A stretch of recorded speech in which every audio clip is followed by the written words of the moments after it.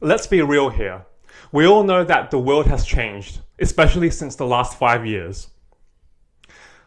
If you're living in the West, then this is especially apparent. You can see it everywhere in society. People have gotten more closed off, more addicted to their phones, and just generally less social, more recluse, and the community spirit seems to have disappeared. If you're someone who's recently been noticing this or have been living through it yourself, let me explain to you why this is the case and what happened in these past 5 years, especially. So I've been living in Australia for almost 20 years now.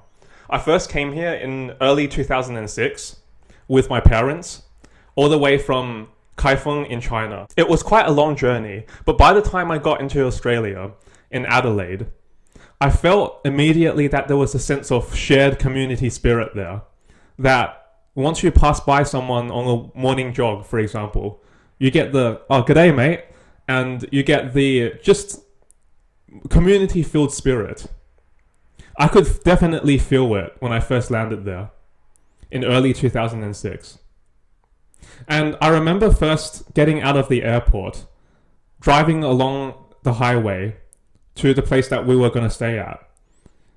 I remember smelling this distinct smell that ended up being from the beach. I had never been to the beach my entire life at that point. Although I wasn't alive for that long, I was only 4 at the time. But it was just stuck in my memory so much because when I did eventually visit the beach, I just remember how great everyone was getting along there. The barbecues and sausage sizzles there, the Australia Day celebrations, the people trying to go crab fishing and garfish fishing as well along the jetty pier. And I remember this one guy who had his 2 dogs with him while he was fishing. And it was just such a joy to connect with these people. Connect with, at the time, new people in a community that I've never experienced before. However, all of that changed since 2015 and 2016, which was when the culture wars began. That also coincided with the rise with social media, like Instagram, and also just a general rise in toxicity among people as well.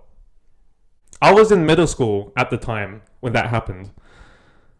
Even though I wasn't fully immersed into the broader societal system yet, I could feel it from inside the school system that I was in, inside my own little bubble, so to speak.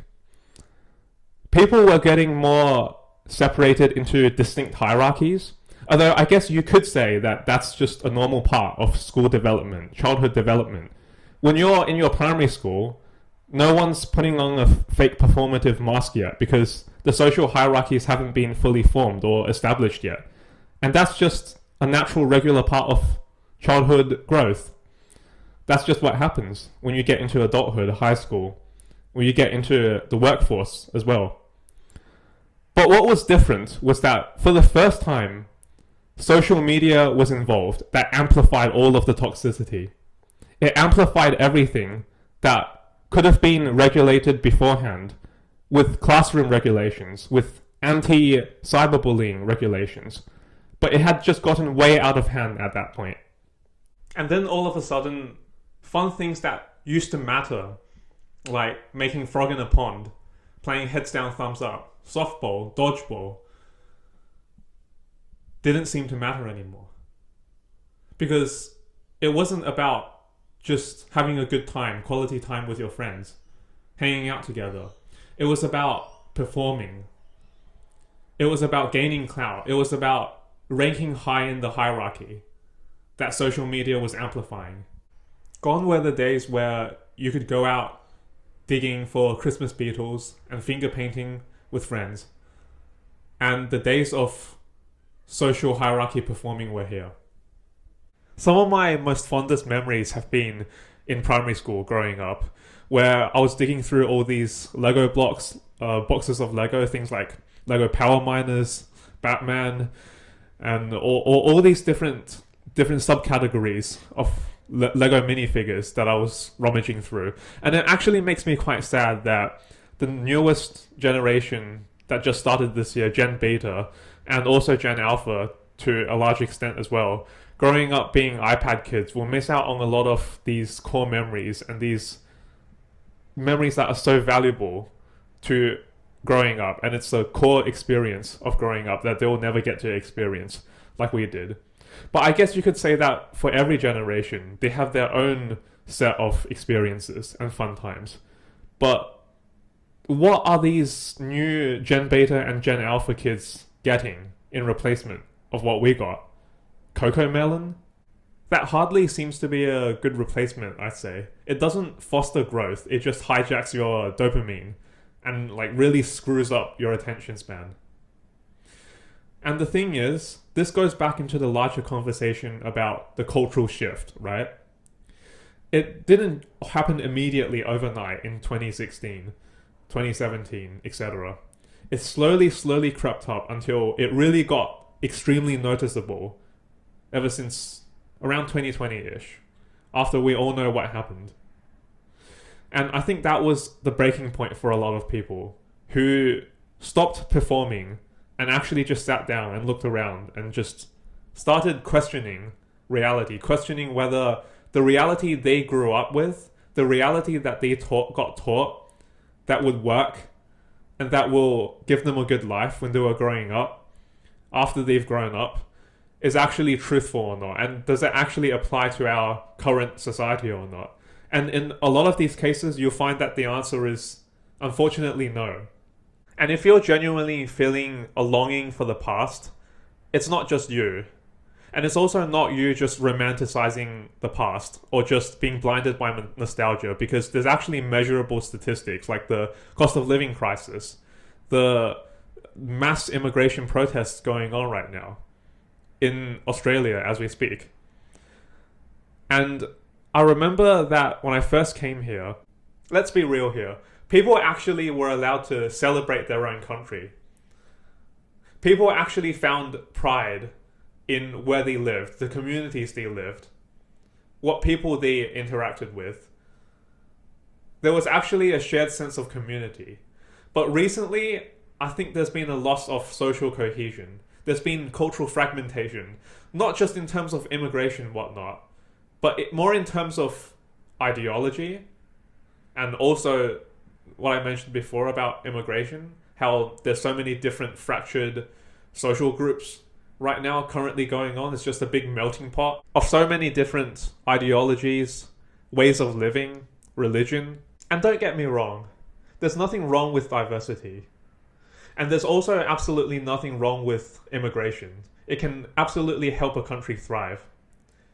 But there comes a point where you must ask, are we actually better off not having an overarching social structure?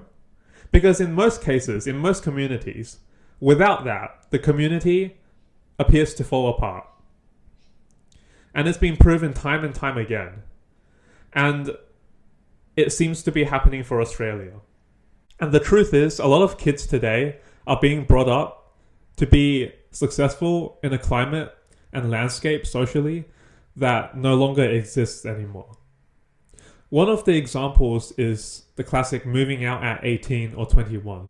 In today's day and age, having a bachelor's degree at university is what a high school certificate used to be back in the 90s or the early 2000s.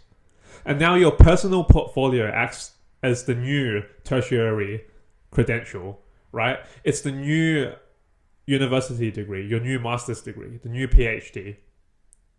And personal portfolio means what skills you actually have, what workplace skills, what experience, or what practical skills you have.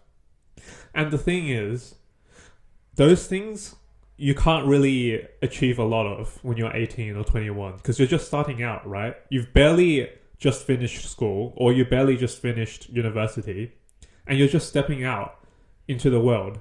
You haven't gotten that much experience yet. You haven't had that much life experience either, or work experience. So the thing is, why move out then when you're not prepared? A lot of people at age 18 and 21, they force themselves to move out because It's an outdated social game because it's just doing it for external validation.